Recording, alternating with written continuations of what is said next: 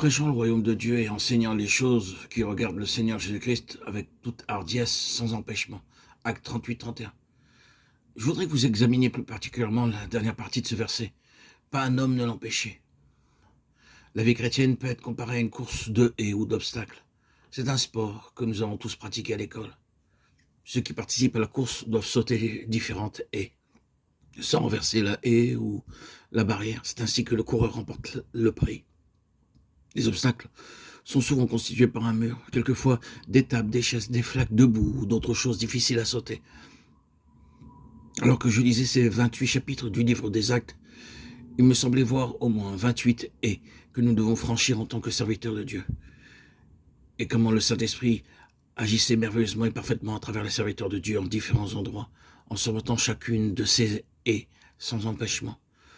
Dans les temps anciens aussi, Dieu avait montré à ses prophètes qu'ils devaient continuellement s'attendre à lui pour déplacer les montagnes. Ce fut sa manière de confondre leur adversaire, comme nous le voyons dans Ésaïe 64, 1, 3, Ésaïe 63, 19 et 64, 1, 2. Oh, si tu déchirais les cieux et si tu descendais, les montagnes s'ébranleront devant toi, comme s'allume un feu de bois sec, comme s'évapore l'eau qui bouillonne. Tes ennemis connaîtraient ton nom et les nations trembleraient devant toi. Lorsque tu fis des prodiges que nous n'attendions pas, tu descendis et les montagnes s'ébranlèrent devant toi. Aussi longtemps que nous serons conscients de la présence permanente de Dieu dans son service, nous verrons chaque montagne s'écrouler en sa présence. Notre propos est de considérer non pas tous, mais quelques-uns des obstacles placés devant les serviteurs de Dieu et comment ils avancèrent, franchirent les obstacles et virent les montagnes s'ébranler par la grâce de Dieu. Lisons Acte 1:10. Et comme ils avaient les regards fixés vers le ciel pendant qu'ils s'en allaient, voici deux hommes vêtus de blanc leur apparurent. Ce fut la première haie qu'ils eurent à franchir. Le Seigneur Jésus-Christ avait regagné le ciel, il était parti. Ces quelques disciples restaient sans secours et regardaient vers le ciel. Le Seigneur venait juste de les charger d'être ses témoins à Jérusalem, en Samarie et jusqu'aux extrémités de la terre. Ils avaient compris ce que le Seigneur avait dit, mais ils n'avaient laissé aucune instruction détaillée d'aucune sorte, pas de plan, pas de schéma à suivre. Aussi, ils se demandaient les uns les autres, où commencerons-nous? Que ferons-nous? Où irons-nous?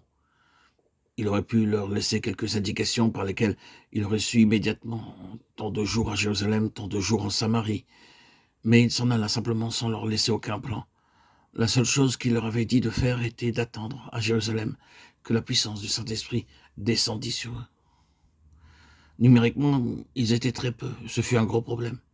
Mais en plus de cela, il y avait encore 3 grandes montagnes qui se dressaient devant eux et qu'ils avaient à franchir. La nation juive qui les haïssait, la politique des chefs romains qui les maintenait en esclavage, les Grecs avec leur culte des idoles.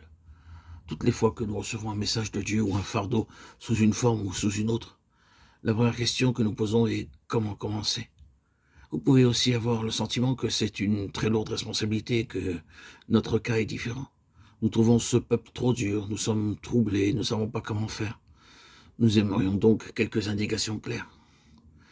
Mais Dieu ne travaille pas de cette façon. Dans tout travail de Dieu, ne supposons pas que parce que Dieu a travaillé d'une certaine manière dans tel pays ou tel autre, il fera exactement de même dans un endroit différent. Dieu n'est pas limité par nos idées ou nos plans. Il veut seulement que nous attendions patiemment jusqu'à ce qu'il commence à agir. Cela nous semble être un très réel problème, et ce le fut dans le cas des disciples.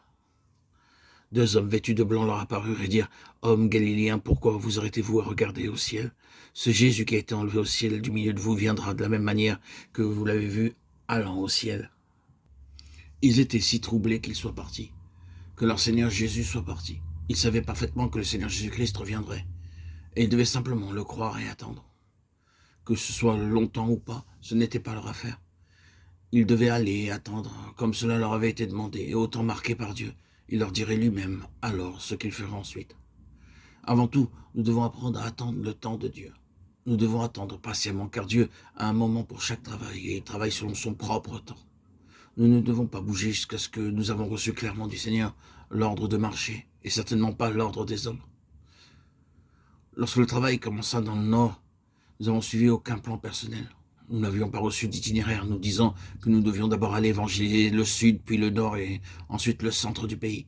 Nous n'avions aucune préférence. Cependant, nous avons dû prier encore et encore pour que le Seigneur ruine nos plans, extirpe nos propres pensées et nos idées, et nous donne son plan propre. Et quand l'ordre de Dieu arriva, nous allâmes sans tenir compte des circonstances difficiles que nous allions devoir subir.